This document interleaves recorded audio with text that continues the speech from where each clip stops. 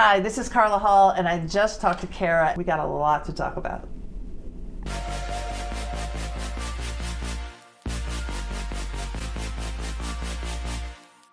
You live in D.C. I do. So you're in the here... D, not the M or the V. I mean, not that that means anything, I guess. Okay, wait. You live in D.C., Yeah. not the M or the V. Yeah, I not gotcha. in Maryland or Virginia. You actually you know. live in the city Yes. itself. How is that? It's amazing. You love it? I do. I love DC. So how long have you been there?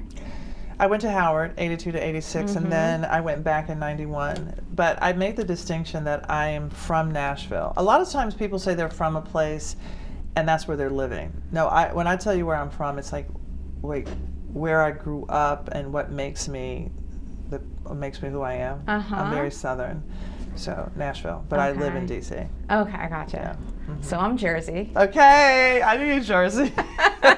I'm Jersey, according to your calculations. Yeah. And yes, I agree. Like, you can take the girl out of Jersey, you can't take the Jersey out of the girl. Exactly. So I live in LA now, but I was in New York for a while, but yes, I hear you. Yeah.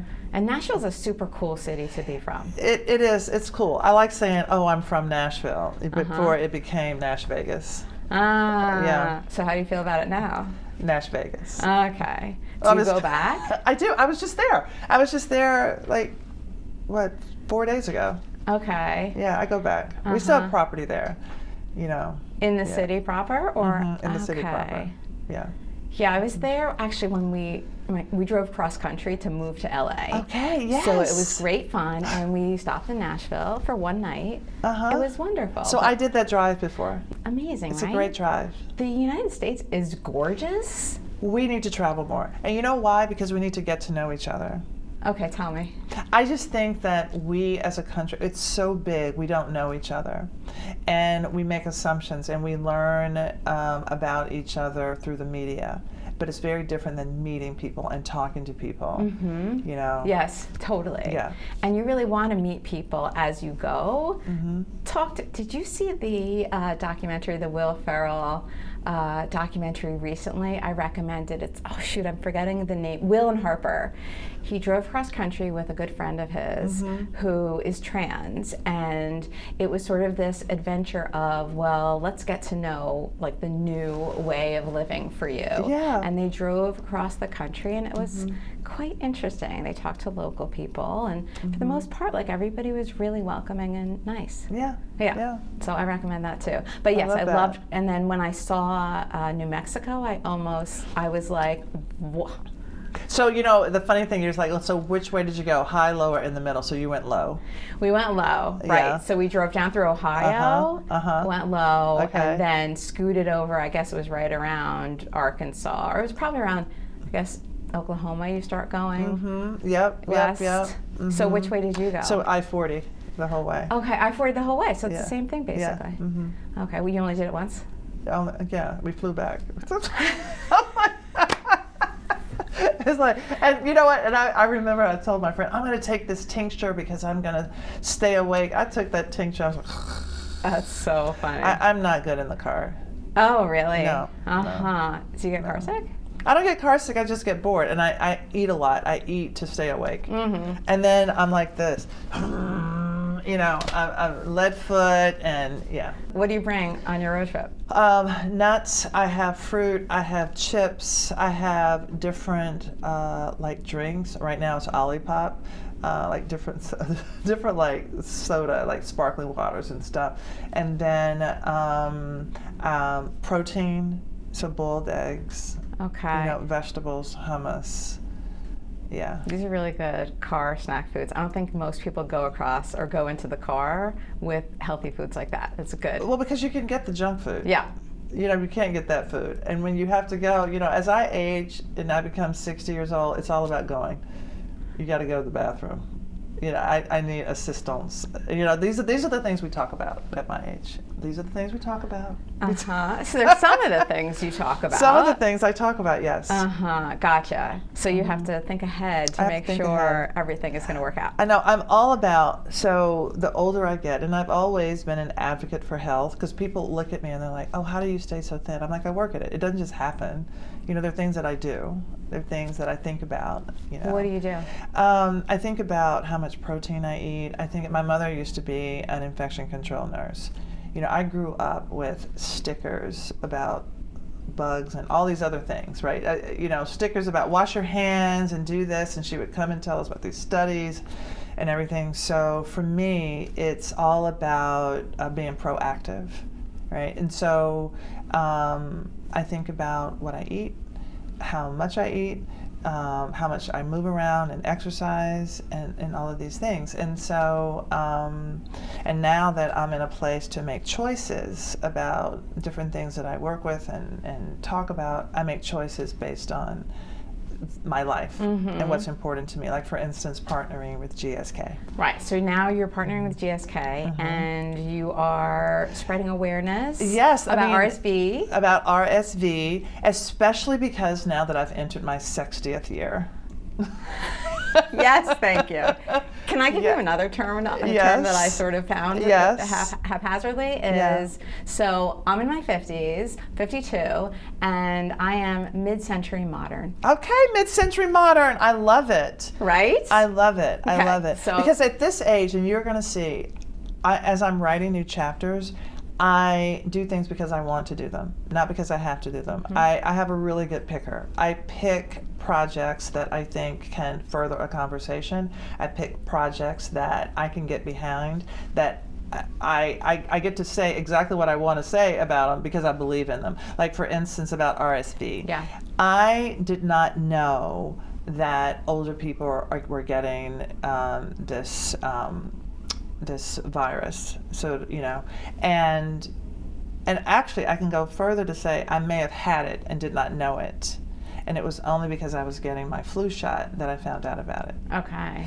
And I was like, well, why didn't I know? And if I didn't know, there are a lot of people, other people who don't know. And then the opportunity to partner with GSK came about. So I was already thinking about it literally the next week. So they came to you, like, coincidentally? They came to me coincidentally. And I said, let me tell you. Right. Yes. Perfect timing. Perfect timing, because I didn't know. And I truly try to use my platform to inform people. I mean, about food or about, hair, not coloring your hair, whatever the things are, but also in terms of health. I really try to inform people, especially when it's something that I didn't know and I feel like I'm pretty informed. Yeah. I was like, oh, well, yes, I'm going to do that. Also, when I went to my doctor, because my father had COPD, my mother, is infection control. My husband worked at a public health agency. So these are things that we talk about all the time. Yeah. You know. And what exactly is RSV? Well, it is a common contagious respiratory virus that affects the lungs and the breathing passages. Okay. And a lot of times it'll come across as a common cold, and people don't realize that it actually can worsen in certain groups. So is there a way to know, if you think it's a common cold, to know, no, this is actually RSV? You have to go to your doctor. I think that is the thing. You go to your doctor and get tested. But before, you couldn't get tested. And before last April, there wasn't even a vaccine. Okay, let's get some facts also. So there wasn't a vaccine until last April, but you should get vaccinated before you ever have, like you would get it, right? So you get it preventatively. Especially if you're in these at-risk categories or older. Yes, that is how you prevent it. So should you be getting it at the same time that you get your annual flu shot? That's exactly it, yes. Okay, yes. And maybe your COVID shot, and you do all three together, or would that maybe be a mistake? I think you could pace those out. I can tell you, a couple of weeks ago, I got my flu shot and my COVID shot, and the next day I was immobile. I just could not do it, and I probably should have split it up. Certainly wouldn't get all three at one time. What happens if you go to your doctor and you find out you have RSV? So unfortunately, there's no treatment. So by getting vaccinated, then you prevent it. That's the only thing you can do. And so that is why we're doing this messaging. Okay. Everybody at risk should get a vaccination? Yes, everybody at risk should get a vaccination. I had specifically gotten a note from my doctor when I went because I am in the group 60 to 74. Okay, you're in your 60s. I'm in my 60s. And the other thing is just to be proactive. about your health. I think that's one of the main things. Okay, wonderful. Love that message. So you mentioned your hair. Can we go to that for a second? Yes. Your hair is gorgeous. You don't dye it at all? No, Okay, I stopped dyeing it about 15 years ago. But do you think you have genes that make it look as fabulous as it does, or is there something you're doing? I probably do. No, I didn't have, my sides started coming in really white, and so I had to keep dyeing it, and just the time factor. Oh, I know why just don't not wanna to do it. time. I get it. But yours looks amazing. Like the colors of it, you have almost like an ombre look to it. I know, and that's natural. Ah. But as you're growing it out, you can ombre it yourself. So as you're growing out your color, and then you can come in with a brown, get your colorist to do it, and just come in with a different color so you don't have that harsh line. Ah, okay. Right, plus you are styling it nicely. Like, it's not just hanging out or whatever. So all of it, and it goes with the look you're very into. Let's talk about your style. Is this, like, is your style your style? Like, this is you coming through, right? This is me coming through. So how active are you in what you decide your looks are going to be? So I do work with a stylist. Okay. Her name is Ashley Miller. I've known her since the Chew. I think I've always had a sense of style. I always thought of my body as a canvas, and I'm putting colors and patterns and in the words of Clinton Kelly, texture and shine. But I never shopped that much. It was only when a bunch of clothes came to me and I'm looking at them like, no, not that, no, oh, I love this, no, not that, and then putting things together. I put patterns and textures together like I would do an art piece. So you have things and you start kind of playing with them to see what works with what? Yes. That is fun. So you love it, obviously. No, I love it. I love it. It's also really fun to put together an outfit that you didn't think that you would put together. Okay. Do you know what I mean? Yeah. So does Ashley help you with that? She does. So she has an app, and so a lot of times she'll say, oh, what about wearing this? And I said, oh, no, what about this? And then, but there's a starting point, and we go back and forth. And whenever I take a picture, I know from the way I feel that this is the outfit. Yeah. Okay, so she has an app. She'll show you things. You'll look. You'll tell her things, and that's how you work it out. So she doesn't even have to be in the same room with you. No, because my whole closet is in an app. Like my entire closet, every piece that's in my closet. Oh, it's a whole app, so she can. You've inventoried everything, and she'll put things together. That's really cool. So, how much in advance do you start planning what you're going to wear for something? The night before I pack. Okay. So because I don't know how I'm going to feel. Yeah. That's part of the problem. Like, you want to pack light also, but you don't know how you're going to feel when you get to whatever place you're at. That's right. So you chose all of this today. And then I just happened to choose these boots, and then I realized there's a little red tip, and then I have the red, and then I put on a scarf, and I buy scarves, and then I'm into brooches and old ties. I started thrifting. Oh, do you go into the thrift shops yourself? Okay, you have a favorite shop or two you want to shout out? I tell people, tell me where to go. Mainly in LA. So in Burbank, they have a lot of shops. They have a lot of thrifting in Burbank. I also go to just secondhand, big secondhand stores. Okay, that's cool. I didn't know about Burbank. I will definitely check those out. So separately, we have something in common. What's that? We both were accountants.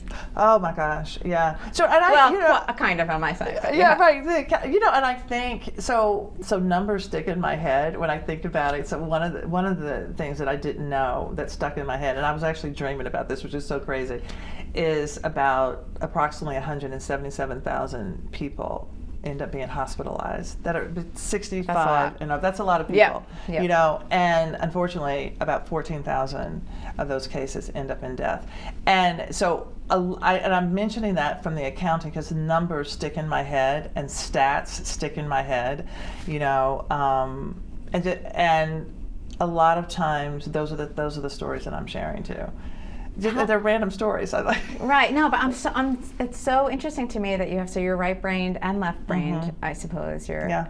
what would the word be? Ambidextrous, but not ambidextrous. Yes, but not dexterity, right? Because that would be, isn't that hands? Yeah, that's it. And I do those games like that. So. Right. But also, I'm thinking about the fact that you said that you're from the South, so that's who you are always. So it's kind of like your history with your parents that makes you always think like this too. Like you're thinking about the vaccine, and you're thinking about health, and you're thinking about what can happen. So it's very interesting that they came to you in this exact moment. Great. Yeah. But there are no mistakes in the universe. That I do believe. Okay, tell me about that. So I live my life as one big manifestation, and I believe that the universe presents opportunities or situations, opportunities to learn. So when I have my hardest lessons, I believe those people are messengers of my lessons. But people can also be messengers of your blessings. And I believe that's how my world works. Okay. Have you always? Ever since like in my mid-20s. Yeah. What opened your eyes to that? When I had a really bad breakup, and I had my eat, pray, love moment. Yeah. And then someone gave me Marianne Williamson's book, A Return to Love. And that was the journey that I was on. So it really, the guy was the messenger of my lesson, and then the book was the blessing. Yeah. Right. And isn't it interesting because lots of people are sort of scared to be hurt, right? They want to protect themselves from exactly what you experienced. But what those experiences often do is lead you to a better place of growth. That's right. And without the pain, you wouldn't have gotten there because the opportunity would have never presented itself. Exactly. So, like, don't protect yourself is my advice. No, don't protect yourself. no. Put yourself out there. Get ready to get hurt. Get ready to get hurt. And I also think that a lot of times, and it was in this year when I turned 60, you really cannot mess this life up. You cannot mess it up. Everything that happens to you happens for you, like everything. And so I decided when I got the chew, like this was after Top Chef, but what do I use this platform for? And that sort of helped me think about, what do I say to people, and double down as a health advocate and as somebody to live your truth, to live your authentic life. Okay, so you decided that at the beginning of the chew. So what about Top Chef? When you landed there, that was probably a big shift. It was. What was going on in your head at that time? I learned to be comfortable with the uncomfortable. That's one of your quotes. Yes, I have it written down on my notes. It's true. I was 44. I love it when people come up to me and they say, wow, I saw you in the beginning. I'm like, who starts at 44? Nobody.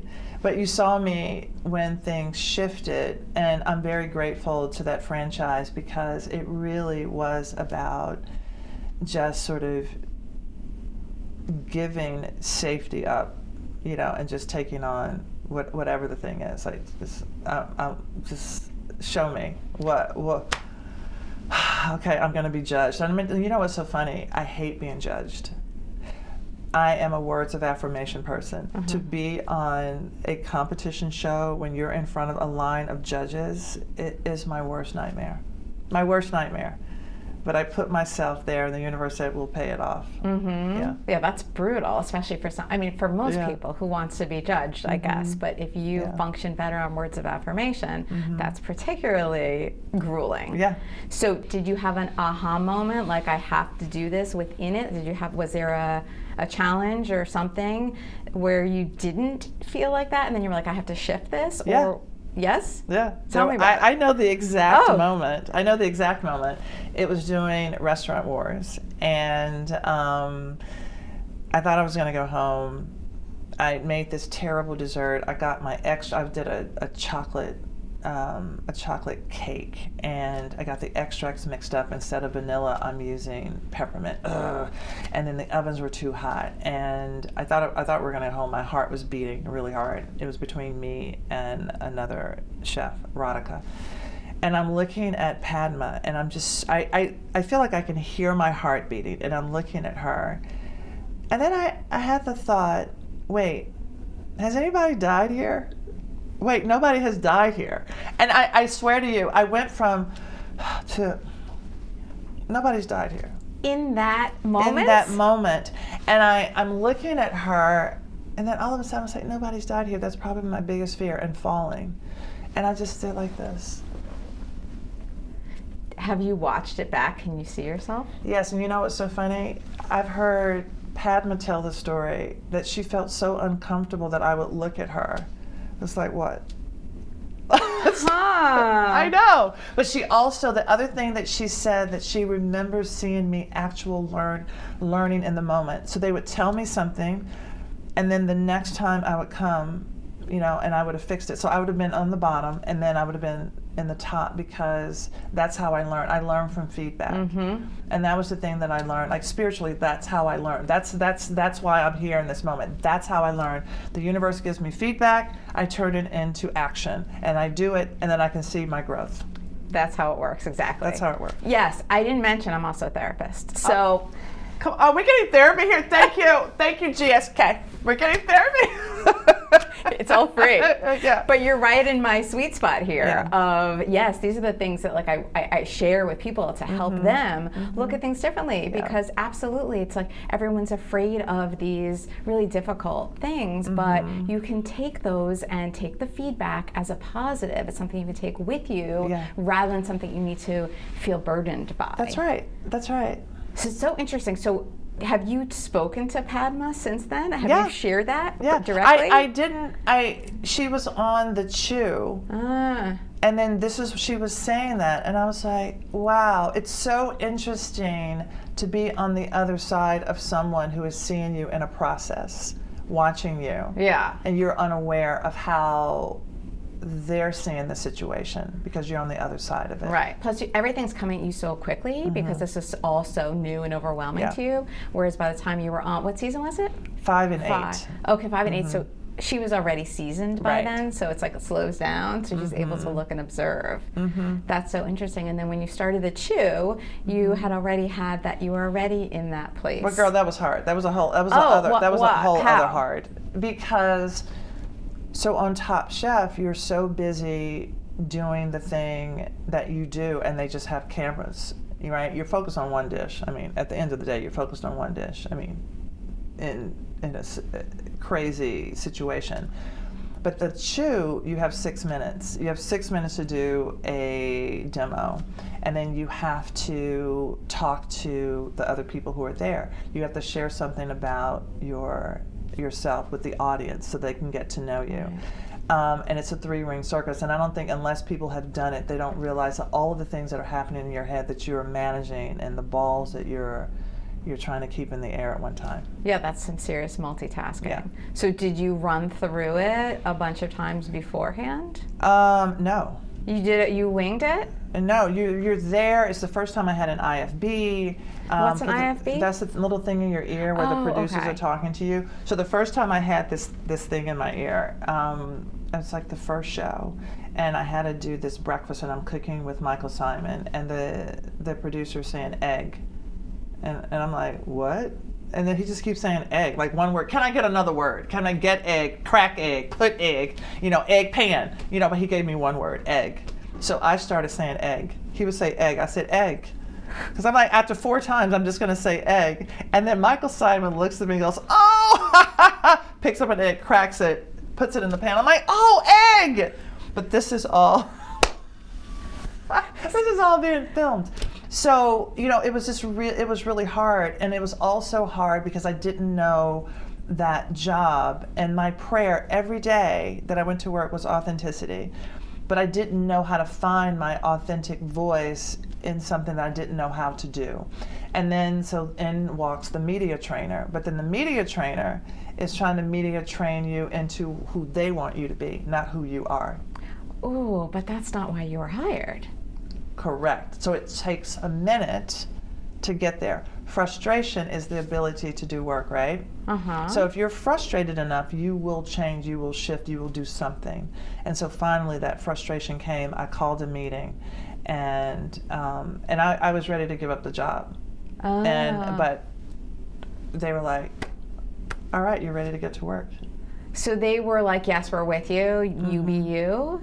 What was the media trainer thinking you should be? The media trainer was just like, I want you to be the best version of yourself, but they're also my client.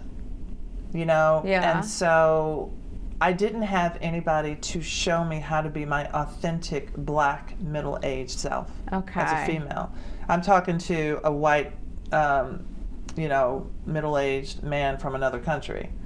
So you're not really helping me. And when you say, I need more energy, somebody who already has a lot of energy, you have to be very specific. Like, what does that mean? Right. Because I'm like, okay, then I can be like this. Or like, oh no, that is not right.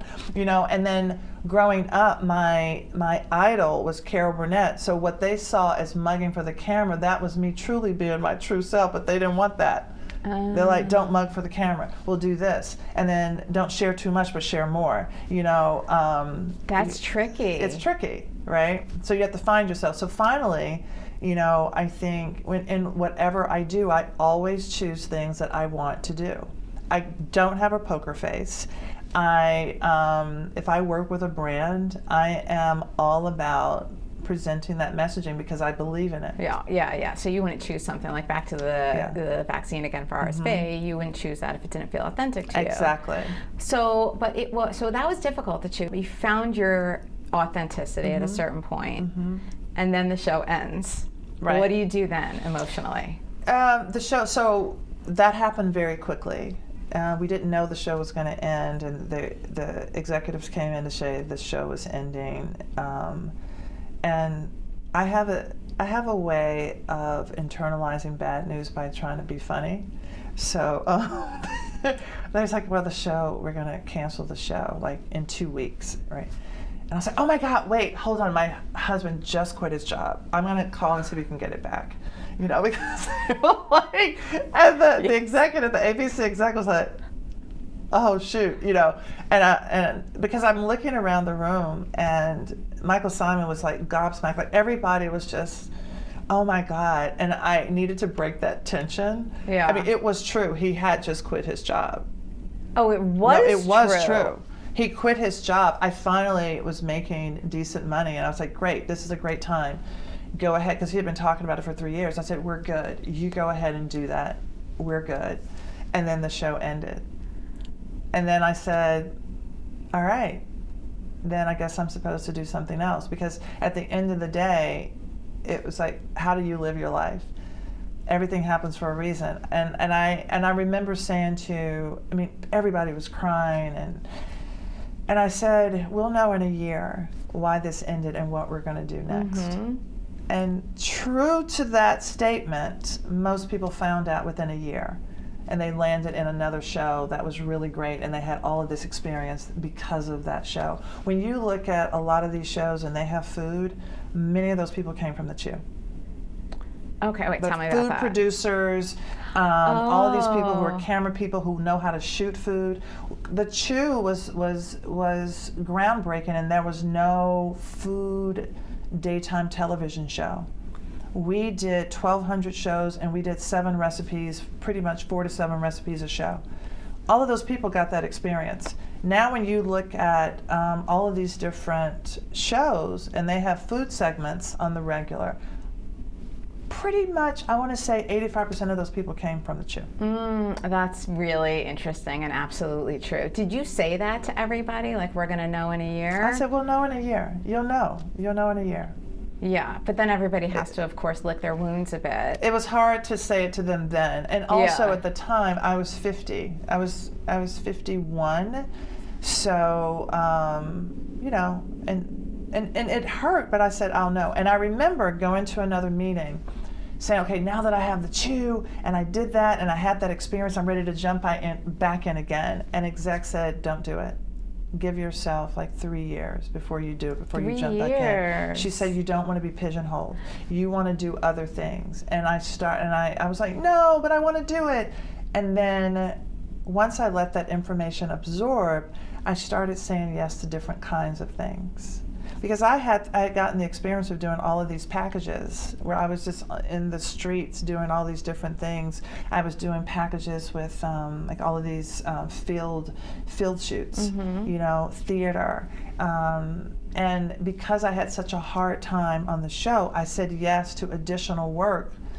outside, and those were the field packages, and that's why I had so much experience and I could say yes to a lot of different things. Oh, so again, the difficulty gave you opportunities. Yes. It forced you to do something that you wouldn't have done otherwise. Okay, and so it was a surprise to everybody too that it was being canceled. This is because of Mario Batali, right? It was, but I think yes, but I also believe that ABC wanted that hour back for a third hour in the news. They wanted that hour back. So then you had GMA3, you had, right? Right, okay. So that, I mean, there's so many things going on behind the scenes, who knows what, but it was a shocker for everybody. And so so it has been 3 years plus now. Yeah, this ended in 2018. Right, so it's been 6 years. Mhm. So looking back at that advice of wait 3 years, what do you think? I think it was good advice. I think I said yes to things that I wouldn't have said yes to. I didn't push myself back into that. And now people have asked me, oh, would you do it again? And I loved it. I absolutely loved it, but I already did it. I don't need to do it again. So I see that in you. It's something like you're constantly evolving, growing, trying new things. You have multiple interests as well. And I'm wondering also in my mind, like, where will you be later? Like, what are you going to? I feel very interesting destinations, and not even destinations, but destination before another destination, before another one. That's what I see for you. Do you see it similarly? Do you have ideas about? Absolutely. Oh yeah, of course I do. Share. I also see my life as silos. I do these different things. Okay. So I had the restaurant, which ended, and then I had that lease, and so but I had to pay for this lease for 5 years after this restaurant ended. Wait, you had a restaurant. Yeah, in Brooklyn. And the lease, you had 5 more years on the lease? That I couldn't get out of. Oof. What do you do with that? So you have to say yes to a lot of jobs to pay for the lease. And it was only this year that I said I had to say yes, because I can create a job. I can create things. And I said yes to a lot of things that I wouldn't have said yes to, like hosting and all of these different things.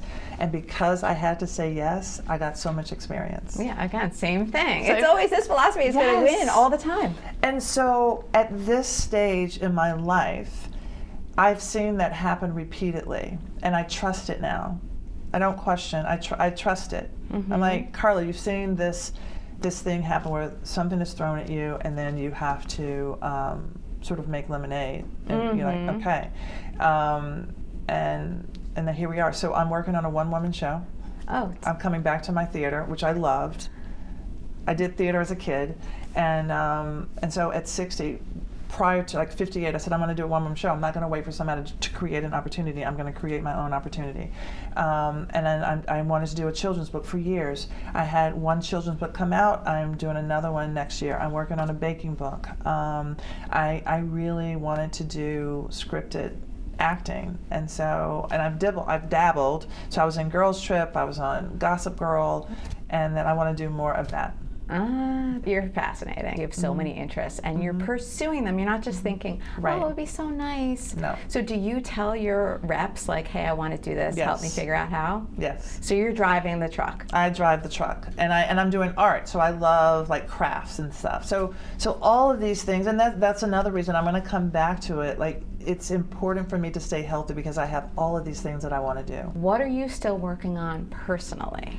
You've talked a lot about professionally. Also, yes. Yeah. So personally, I can create a business. Personally, I want to have more quality time at home with my husband.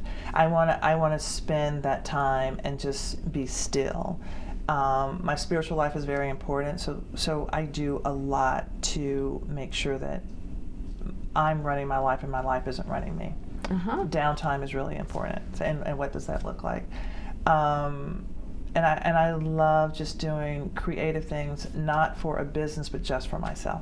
Okay. Yeah. And did he change jobs? Did he get, or not change it, but did he get a new Oh my good God, thing? yeah. Let me tell you what my husband does now. Yoga, meditation, and sound bathing. Come on, what? Okay. Oh, we're like, hey, So do you do some of that at home? I do, yeah. Does he share that with you, or He is it does.